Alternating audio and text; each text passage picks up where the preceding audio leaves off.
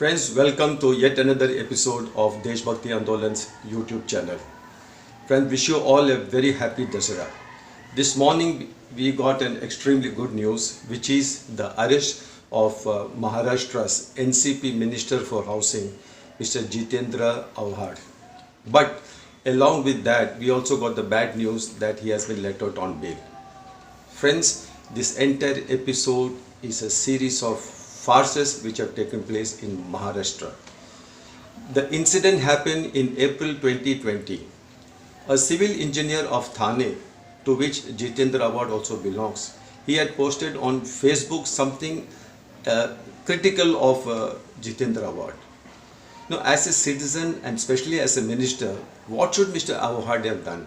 He should have gone to the nearest police station and filed a complaint against Mr. Anand Karmuse.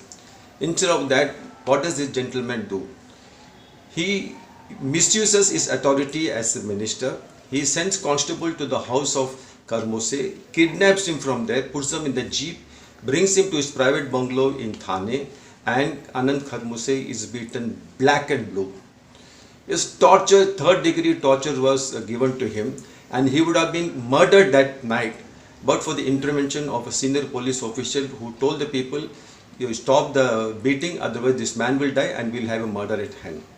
When I asked Jitendra Awad about this, he claimed that he was sleeping at that time. What a joke. The minister claims to be sleeping while a citizen is tortured. He is screaming for help, he is screaming in pain, and he claims that he didn't hear anything. But anyway, that apart. But why did it take Thane police as long as 1.5 years to file the case against Jitendra Awad and to arrest him? And that too, they arrested him just on the eve of a long vacation of the court, on the eve of Dasara, and immediately he is produced before the magistrate's court and he is released. Friends, what are the charges against Mr. Awad? If you or me were arrested on these sections, 100% we would have been rotting in police custody and subsequently in judicial custody.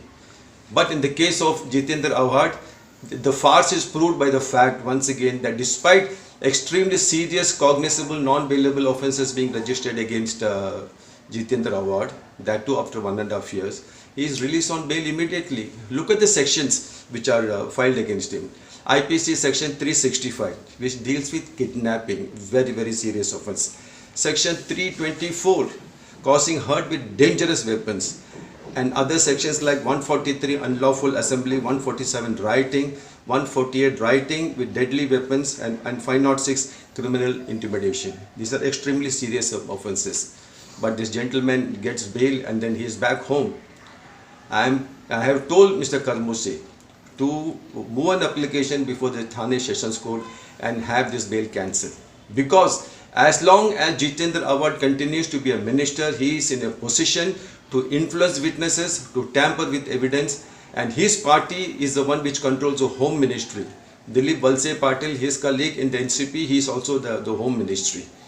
So it is a very, very serious matter. This is not the question of one citizen being attacked. The way the minister has behaved. This is, not even in some of the northern states where we find this kind of abuse of power by ministers. Here in Maharashtra, that in the heart of Mumbai Thane area, a citizen is picked up and beaten so badly. Friends, this is a challenge for each and every one of us. This matter has been, and also I appeal to Bombay High Court to expedite this matter.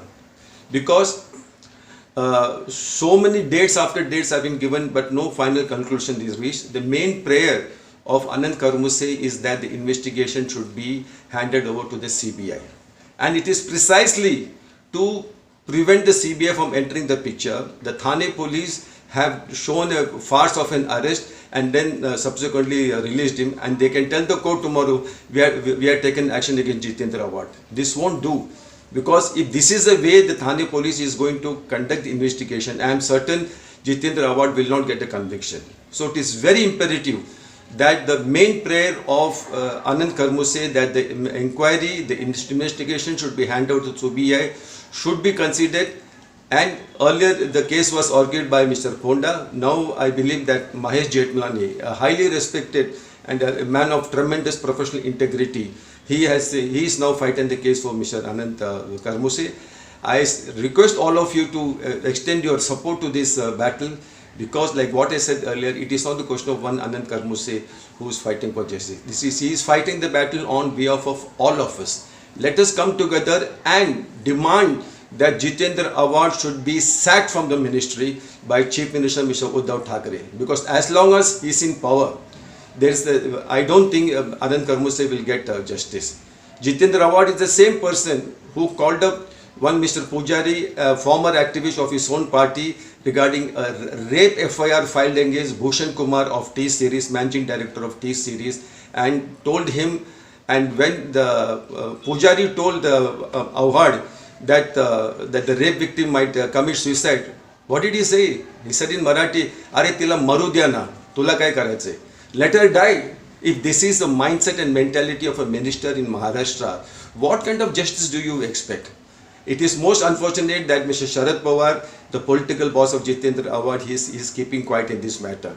He was very quick in holding a press conference to defend Aryan Khan, Shah Rukh Khan's son, and also to target Samir Wankade, one of the most honest Narcotics Control Bureau officers.